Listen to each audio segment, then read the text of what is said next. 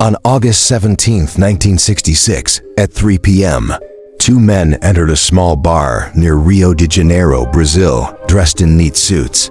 They ordered nothing but a single bottle of water and left hurriedly. A few days after leaving the bar, their bodies were found on a nearby hill. Both men were dead in a strange position, wearing lead masks over their faces. Despite the Brazilian police uncovering several clues, the case remains shrouded in mystery, making it impossible to reach a final conclusion. Some believe it was a case of suicide, while others suggest the two men may have died from a drug overdose. However, some locals link the event to the sighting of an unidentified flying object, UFO, in the area. What we know for certain is that this mysterious incident exists in the gray area between science and spirituality. The Strange Men in Brazil. The summer of 1966 in the state of Rio was marked by heavy rains that lasted until the afternoon of August 20th, when the downpours finally gave way to clear skies. Seeing the sun for the first time in days, the first thought that crossed George's mind was the chance to finally fly his new kite. He headed to the Vintim Hill near his house and launched the kite into the strong winds that still lingered after the storm. However, the gusts were too powerful, and the kite quickly lost control, crashing to the ground. As George ran to retrieve his kite, he noticed a strange smell in the air. His curiosity took over, and he forgot about the kite, following the odd odor instead. It led him to the top of the hill, where he found two men lying motionless in the thick grass. They were both dressed in neat suits under raincoats, with emotionless faces, and their eyes obscured by something made of metal. George immediately knew something was wrong, as the air was filled with a terrible smell, unlike anything he had ever encountered. Terrified, he ran down the hill to find help at the nearest police station. By the time George found a police officer and recounted the event, night had fallen, and the area was too dark for a search to take place. The following day, the police reached the two men's bodies. According to reports, one notable item found on the victims was a strange accessory covering their faces, which initially appeared to be sunglasses. Upon closer inspection, the officers realized they were actually lead masks crafted in the shape of glasses. Hoping to find a clue to explain the men's mysterious deaths, the police searched their pockets and found some strange papers. These contained bizarre codes, complex mathematical formulas, and meaningless diagrams. The only comprehensible note, written in Portuguese, added to the mystery rather than offering an explanation. Despite these odd discoveries, the investigators had no leads regarding the cause of death. Upon further examination of the bodies, authorities identified the men as Manoel Pereira de Cruz and Miguel Jose Viana, both electricians from Campos, about 140 miles northeast of where they were found. Based on the identities, authorities contacted the victims' families and uncovered strange events that had occurred before the men's deaths. The story leading to the event. According to police findings, on the morning of August 17, 1966, around 9 a.m., Miguel and Manoel told their families they were heading to São Paulo to purchase a car and some electronic equipment. They carried around 3 million cruzeiros and boarded a bus, but instead of going to São Paulo, they traveled directly to Niterói. When they arrived, the heavy rain forced them to take shelter in a small bar, where they ordered a bottle of water and left soon after. Around 3:15 p.m., the two men began walking up Vintim Hill. No further information was available about their whereabouts until George discovered their bodies several days later. With so many strange and ambiguous details, the police could not make any definitive conclusions about the deaths of Miguel and Manoel. One initial theory suggested that the large amount of cash the men carried could have played a role, as only 160,000 cruzeiros were found on them when they were discovered. They could have been robbed, or they might have been involved in some illegal activity. At that time, electronics such as televisions or record players were rare and expensive in Brazil. Given their occupation in electronics, Could Miguel and Manoel have been involved in smuggling electronics, only to be robbed and killed during a failed exchange? Unfortunately, these speculations hit a dead end when forensic reports revealed that the cause of death was not due to external violence, but a heart attack that caused their hearts to stop beating. With this new information, investigators were left baffled as to how both men could have died from heart attacks at the same time. This led to the suspicion that the capsules mentioned in the note might contain some kind of poison.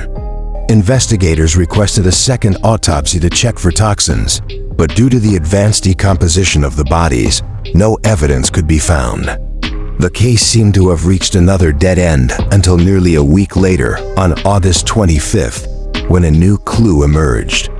This clue suggested that George may not have been the only witness to the strange events at Vinton Hill, the second witness and the mysterious UFO. On the evening of August 17th, Senora de Souza was driving with her 3 children along an avenue near Niterói. Suddenly, her 7-year-old daughter shouted from the back seat, pointing to the sky above Vinton Hill.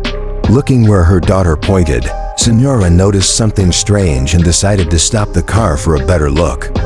She observed a bright orange spherical object with blue rays emanating from its edges. Frightened by what she saw, Senora quickly drove back home and recounted the incident to her husband. A few days later, news of Miguel and Manoel's strange deaths appeared in the local papers. Upon reading these reports, Senora's husband realized that the victims had died at the same location and time as his wife's sighting. This led him to wonder if the two events were connected. He contacted the police, and Senora reluctantly came forward as a witness. Her reluctance stemmed from the fact that discussing UFOs and extraterrestrials publicly often led to ridicule. Nonetheless, she was adamant about what she had seen. The next day, the reputable newspaper Jornal do Brasil published the details of her story, sparking a flood of calls to the local police. Many people confessed that they too had seen a strange flying object at Vinton Hill on August 17th. Some explained that they hadn't reported it out of embarrassment or doubt about what they had seen, but Senora's testimony made them realize it was real. Many believed that the lead masks and the UFO sighting were somehow connected. Theories emerged about how Miguel and Manoel may have attracted the attention of a UFO, which ultimately led to their deaths at the hands of extraterrestrial beings. While the Brazilian public took these UFO theories seriously, the police dismissed any supernatural explanations for the case. However, their persistent investigation eventually uncovered a new lead from Manoel's widow. She recalled that a few days before his death, Manoel had an argument with a former colleague named Elcio Gomez. This prompted the police to detain Elcio, who immediately surprised investigators by claiming he knew exactly what had happened to the two men, the spiritualist scientists. During questioning, Elcio revealed that Miguel and Manoel had died while attempting to communicate with extraterrestrials on Mars. He explained that the victims were members of a religious movement whose followers were known as spiritualist scientists. According to the movement's beliefs, spirits and other supernatural entities existed in our world, and humans could contact these beings using various communication methods. Elcio told the police that most electricians in the city were part of this movement, and often gathered in their spare time to build devices that would help them connect with the spiritual world. Investigators searched Miguel and Manoel's homes and found books by Bezerra de Menezes, a key author of the spiritualist doctrine they followed. They also found pieces of lead similar to the masks worn by the two men, along with notes about the masks and invisible forces. According to Elcio, and corroborated by the victims' families, after a previous experiment went wrong and caused an explosion in Manoel's backyard, the two men decided to relocate their testing to a seaside town about an hour away.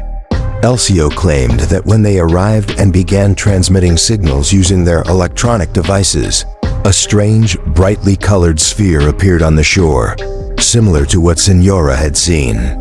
The object hovered for about 5 minutes before Miguel and Manoel's devices exploded, causing the object to leave and disappear beneath the water. Police verified that local newspapers had reported an unexplained explosion in the area during the timeframe Elcio described. Local fishermen also confirmed seeing a strange flying object similar to Elcio's description.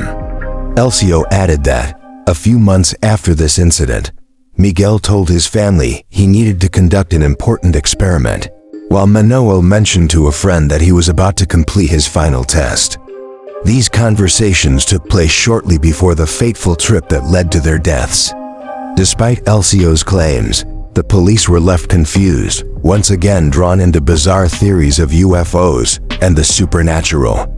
Of course, investigators could not conclude that the deaths of the two men were related to the mysterious. Instead, they focused on the argument that had occurred between Elcio and Manoel before the two men left home. Despite being questioned, Elcio chose not to clearly explain the details of the argument. However, his alibi was accurately verified, which was enough to convince the police to release him. With no other clues emerging, the case continued to go cold. And on September 20th, 1966, the police announced that the investigation was officially closed. This outcome was a great disappointment, not only for the authorities, but also especially for the families of Miguel and Manoel. Time passed, and it seemed like the mysterious story of the two men with lead masks would never find an end. Then suddenly, in February 1969, 3 years after the investigation closed, a new lead emerged. Confession and theories. In February 1969, an inmate at São Paulo prison named Hamilton Bazzani told the authorities that he knew the cause of Miguel and Manoel's mysterious deaths. In fact, he claimed to be one of 4 criminals who planned to assassinate the two men. He recounted that he and his accomplices waited for Miguel and Manoel to arrive at the hill, and then Hamilton sat in the car while the other 3 men took most of the money from Miguel and Manoel.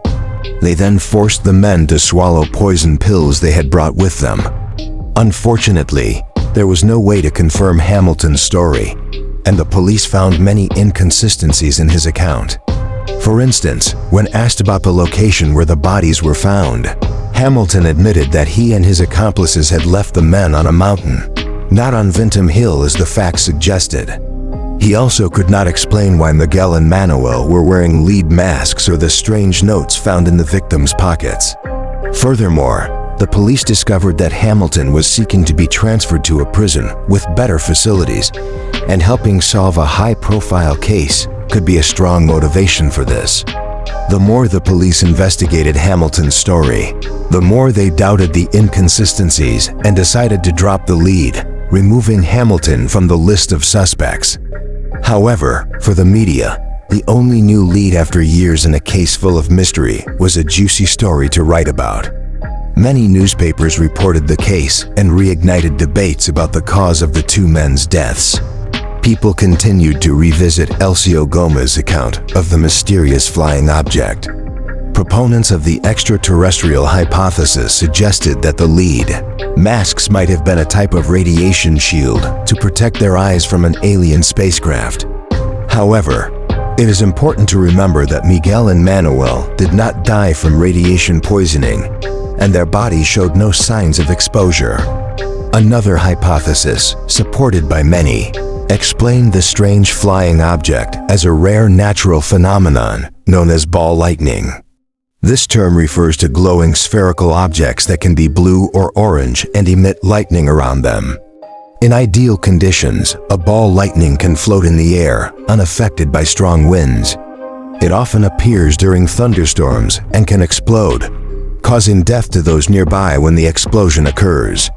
All descriptions of ball lightning match what Senora saw on August 17th. However, remember that ball lightning is so rare that for a long time scientists were not even sure it existed.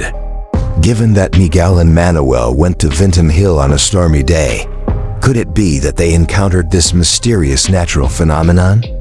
If the victims did encounter ball lightning that fateful evening, it might explain the unusual deaths of the two men, as well as the unidentified flying object seen that night. But one aspect that remains unconvincing in this theory is that victims struck by ball lightning usually have large burns on their bodies, whereas forensic evidence showed that Miguel and Manoel were in normal condition. This leads us to a controversial detail in the case: the note mentioning capsules that the victims were believed to have used before their deaths. Many suspect that these capsules contain some kind of hallucinogenic stimulant. The revised story suggests that after joining the strange spiritualist religion, the two men gradually believed in communicating with supernatural entities, especially extraterrestrials. After some failed attempts to contact UFOs, Miguel and Manoel decided to test a stimulant they thought could let them see the invisible world. As suspected, the two men used the lead masks to shield themselves from radiation or harmful waves they believed would affect their eyes. Unfortunately, the stimulant in the capsules was an overdose, causing their deaths due to a heart attack. Coincidentally, ball lightning appeared that evening, leading many to think their deaths were related to a UFO. Although it seems reasonable, there are still many shortcomings in this scenario. First, the rare occurrence of ball lightning. Could its presence at the exact time and place of the two men's deaths be such a coincidence?